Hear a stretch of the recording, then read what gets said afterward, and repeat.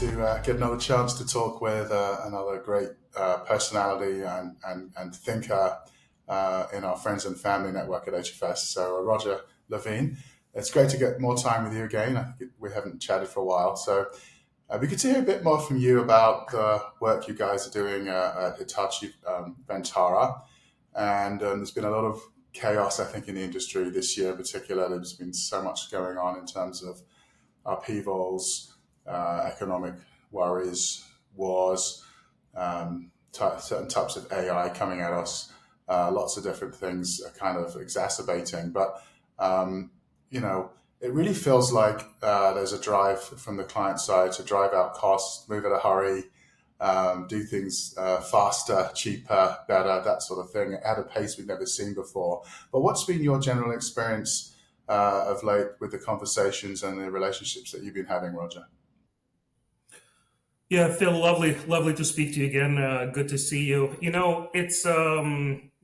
Certainly it's been a little bit of a emotional roller coaster ride, as it's been for everyone else. But I think we're seeing consistent demand in the areas that we had invested in as far as capabilities concerned over the last 2 years. So we focused quite heavily on cloud engineering, data, and IoT.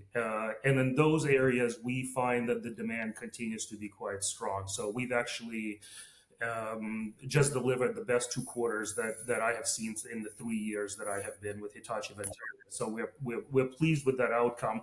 The other thing that I think is happening is there's a definite resurgence in the demand for the international delivered work, international centers. And of course, for us, India has been a stalwart center for many, many years, as it is for many of our competitors. But also our centers in Vietnam and our centers in Portugal are seeing very strong demand. And I think it's right back to the right skill at the right place at the right quality, as you just mentioned, and with speed and agility. So that's where we're seeing success.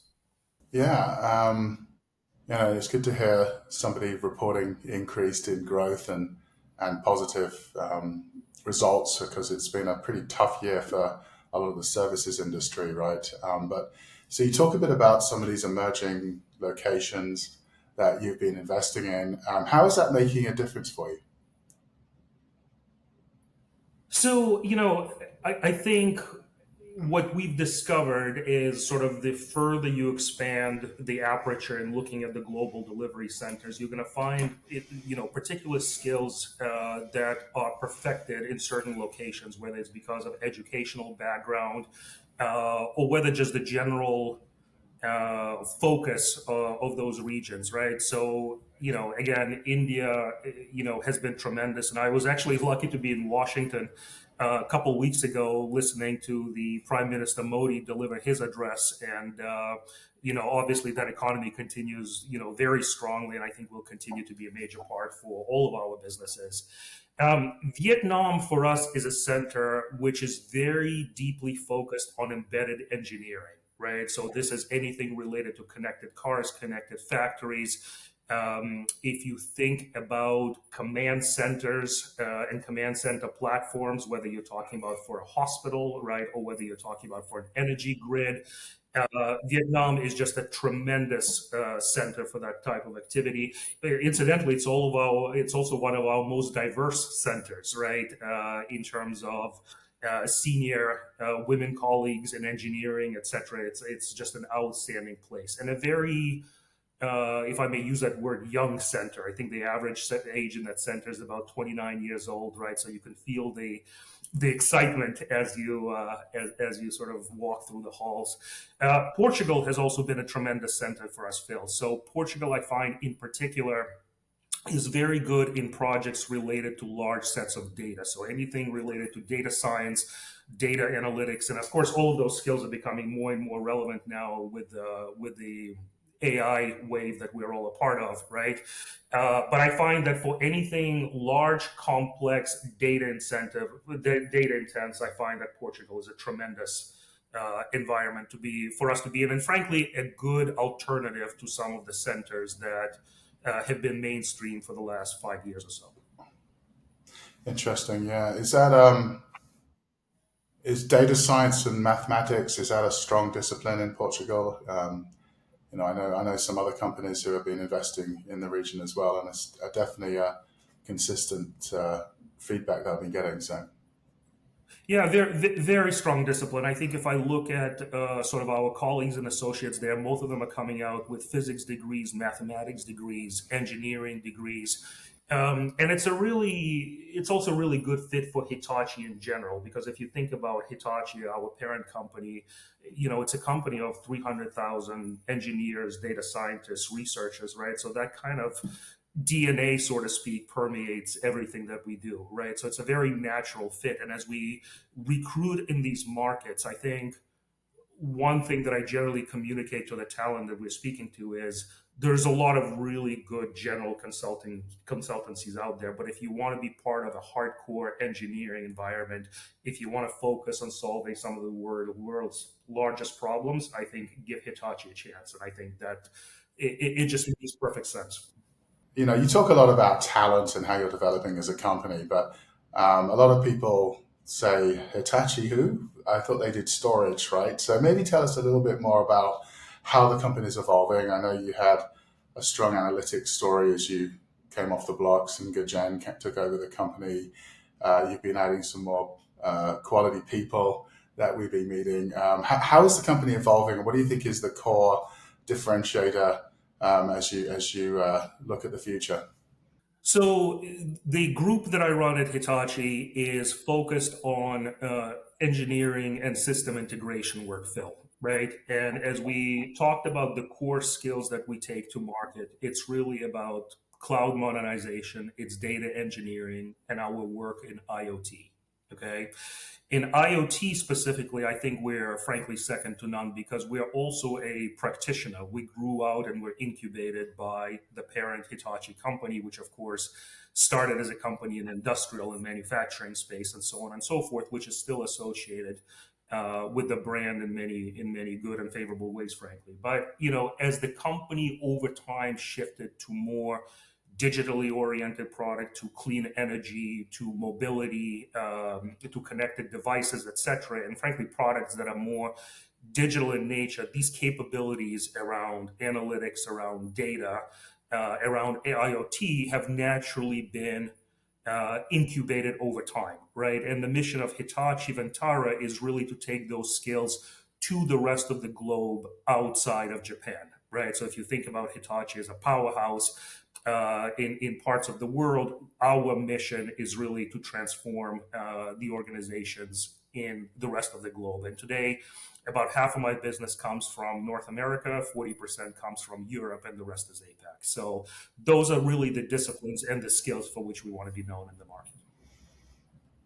As we look at, um, there's a lot of conversations around large language models, different skill sets needed to develop these, evolve these. What sort of impact is that having on talent and the types of people that you'll be bringing into the organization, or how you're going to be maybe training your existing talent in the next couple of years? Listen, I think good talent is always in demand, right, Phil? I joined Cognizant in 2003, and the first thing I heard about was talent crunch, right? 10 years later, it was still talent crunch, right? And even now, right, even in a semi-recessionary environment, the good skills are always in demand, and the good skills are always difficult to find. With the resurgence of, I shouldn't say resurgence, but with the massive transformational wave of AI, I think, first of all, of course, the data science, the data modeling skills are now in higher demand than they have ever been, right? The AI model development is obviously in high demand. But the other thing I want to call out is domain, right? The domain skills, are now more important than ever, in my view, because AI is meaningless if you don't train it and if you don't know the domain, right? And as we take AI from sort of a democratized model to a more enterprise settings, right, which I think is where sort of the trick is, I think the domain knowledge becomes most paramount importance, whether you're talking about engineering or whether you're talking about tech or whether you're talking about healthcare.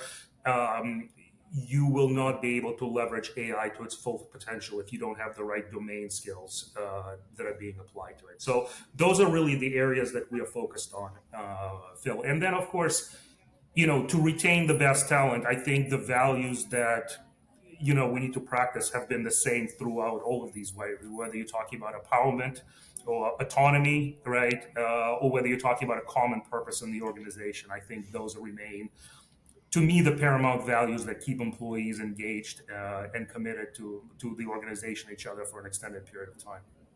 So how fast are things moving? I think that's the final question I have for you. Is there's Hmm. always this accelerated hype driving a lot more fury, and we're this, we're that. Everybody's claiming to be a Gen AI company all of a sudden. The speed of Yep. change seems to be upon us like never before. But how fast do you feel this cycle is running, and what do you think we'll be talking about in a couple of years?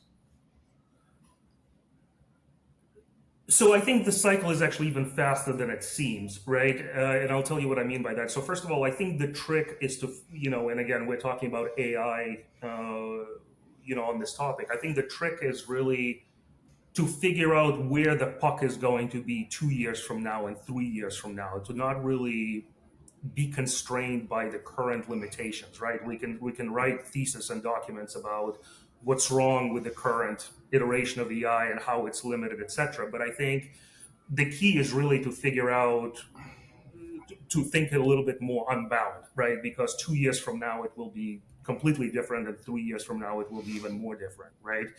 And we as service providers and advisors to our customers, we need to be ahead in figuring out where their puck is going to be. Forgive my overused analogy, right? But that is, that's part of the challenge and part of the fast movement. I think the other thing, Phil, is every time there is a major technical disruption, and this one may be, not like others that we have seen, but anytime there is a major technology disruption, better companies separate themselves from the rest of the pack, right? And my belief is that is what's going to happen here as well, right? When we talk about AI, we talk about it eliminating businesses, and I believe some of that will happen, right? But to me, it's really about taking advantage of technology to make your businesses better. People talk about, hey, call centers will become obsolete, the impact on BPO, et cetera, et cetera. I actually don't believe that. Okay, my sense is that good companies who deliver voice services will become better companies, and the agents will become better agents, and the customer service will get that much better, right? We've seen that separation before, Phil, through the previous waves of advancement. We've seen good companies separate themselves from the rest of the pack. And my belief is that's exactly what's going to happen now. And what I think about every day is how do I stay ahead of that game, and I'm sure other good companies in the industries are doing the same. So I think the pace of change is pretty quick, and it's even faster for us because we have to stay ahead of that game. Yeah, absolutely. Yeah, got a. We think it's a 4 year cycle. It's going to have big impact on almost every profession in the white collar domain. Hey, well, look, I've really enjoyed catching up with you again, Roger. Some great thoughts around talent in particular, and where that's shifting, and your investments in Vietnam and Portugal as well, and a bit more clarity on Hitachi Vantara. I learned a bit more today about you guys and where you're going as well. So thank you for your time, and we'll catch up again soon, I'm sure. Thank you, Phil. Always a delight to speak to you, and thank you for the opportunity.